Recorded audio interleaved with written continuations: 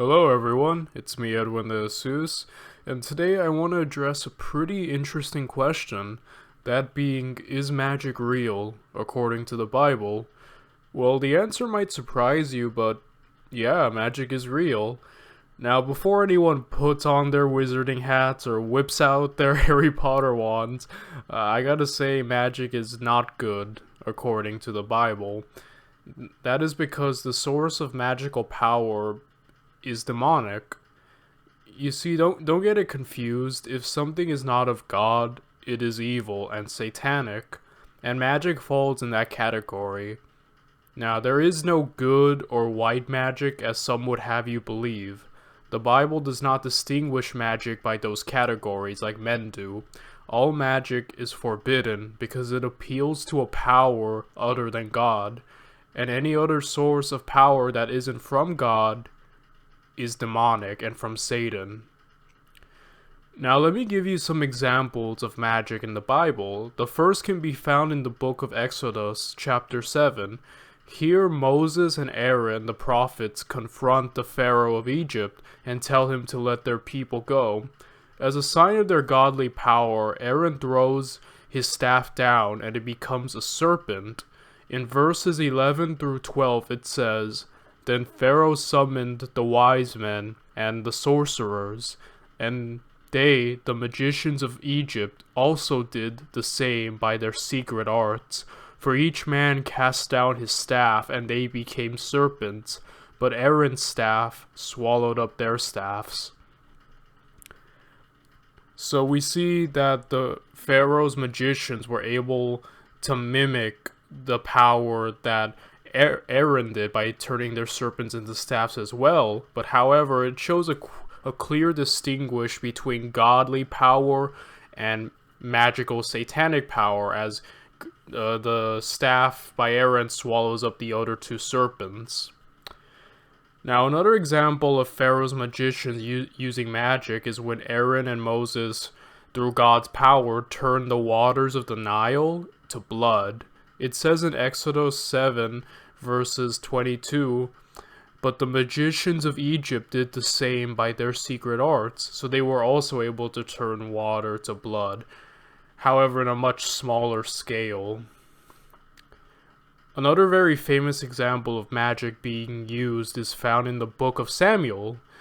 The evil King Saul seeks spiritual guidance for an upcoming battle with the Philistines. Since God is no longer speaking to him, he goes to meet with a witch that the Bible calls the Witch of Endor.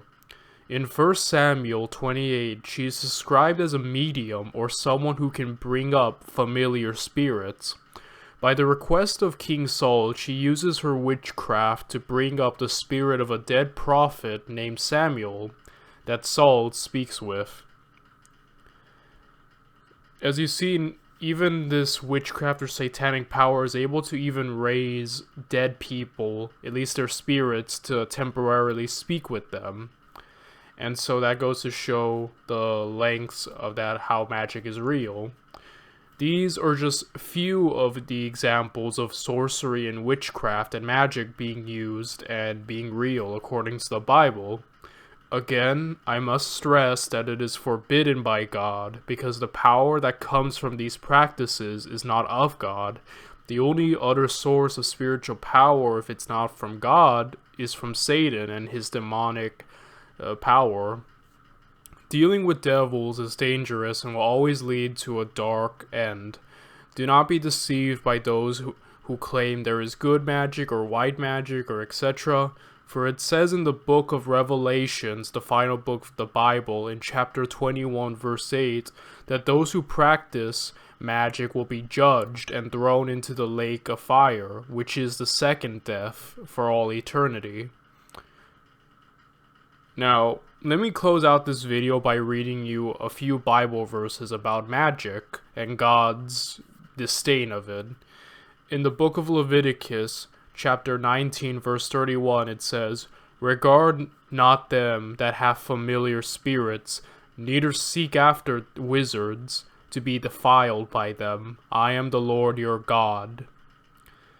In chapter 20, verse 6, it says, I will set my face against anyone who turns to mediums and spiritists to prostitute themselves by following them. I will cut them off from their people. 2 Kings chapter 21 verse 6. And he made his son pass through the fire, and observed times, and used enchantments, and dealt with familiar spirits and wizards. He wrought much wickedness in the sight of the Lord, to provoke him to anger. Deuteronomy 18:10.